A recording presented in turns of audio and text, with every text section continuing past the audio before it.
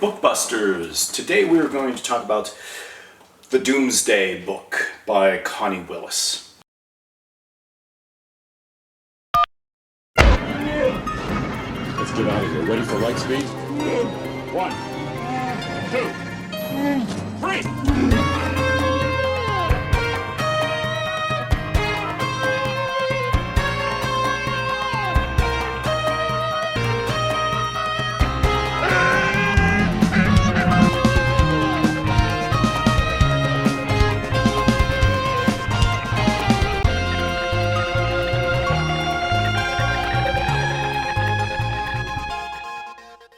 The Doomsday book by Connie Willis. It is, again, a joint winner of the Hugo Nebula Prize in 1993.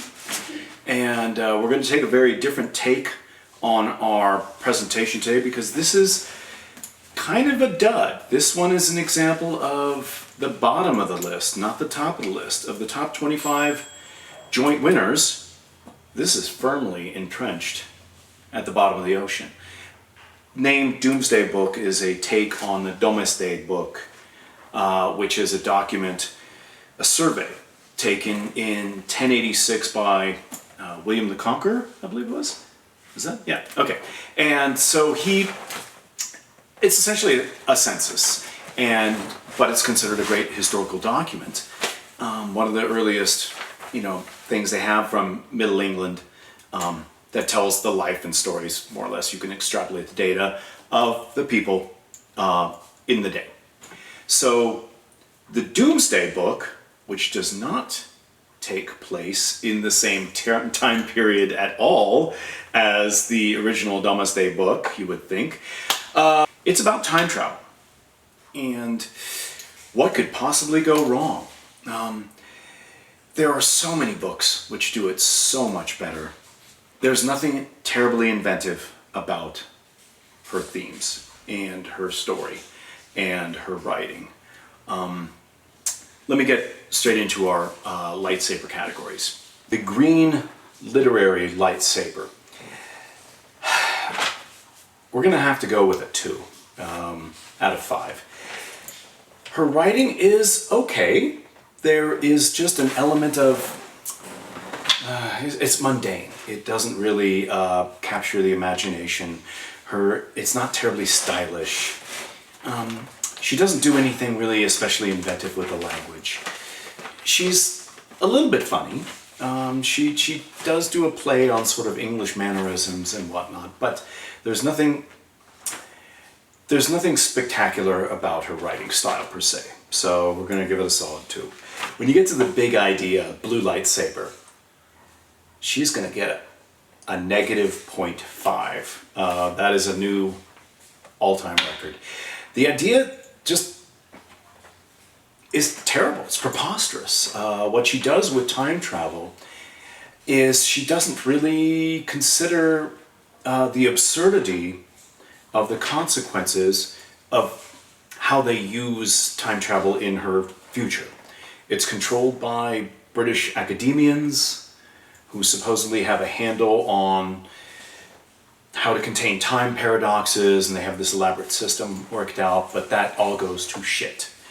And so the big idea is then further pulled down by the notion that simultaneously there's a plague going on, and it's an influenza of sorts, and then it turns out to be, I don't want to tell you what it is.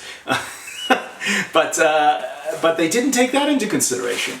And the idea that the extraordinarily, way beyond anybody's technical capabilities notion of time travel and that element of science fiction, which you can clearly just do all sorts of things with it, is not used to advance power, political agenda, warfare, monetized, but is instead used to look back at obscure points in medieval history, which we already know about.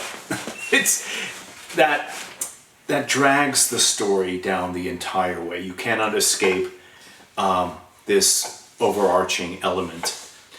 They don't treat time travel the way it should or could be treated. Even, okay, a better example, go back to Mark Twain, a Connecticut Yankee in King Arthur's court. That talks about what this guy can do, even in the time of Mark Twain, with his limited knowledge of technology, to go back in time in a medieval period, and the extraordinary things he's able to do with just knowing how to make, basic fireworks, change the course of history, everything, because he has some basic knowledge of science. And the idea that you're going to send back somebody in time and they're not going to be able to influence this because you vetted every second and microsecond of that period, it's a deal killer. So 0.5 blue lightsaber. The story is the red lightsaber, and I'm going to go with a 3 because her pacing is good. She knows the story she wants to write, although it's fairly thick book. There's a lot of play with manners and British society, and it can be entertaining, and there's sympathetic characters in it to have compassion for the people that go back and see in the Dark Ages, which is not, again, it's not a very novel concept, but it's good enough, engaging enough to move the story along.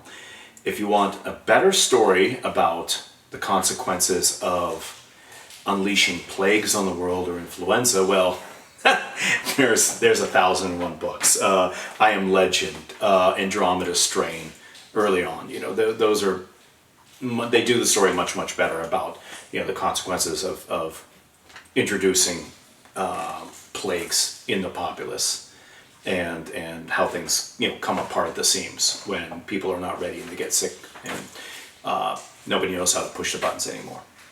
So overall, our rating, the purple lightsaber, I'd have to give it a solid 2. I don't think there's really anywhere else for this guy to go. Strangely enough, she's an incredibly accomplished author, and she has pulled down 6 Nebula Prizes and multiple Hugo Awards and Locus Awards, and she is still, it's not my cup of tea. In the end, it's going to remain on the bottom of my list.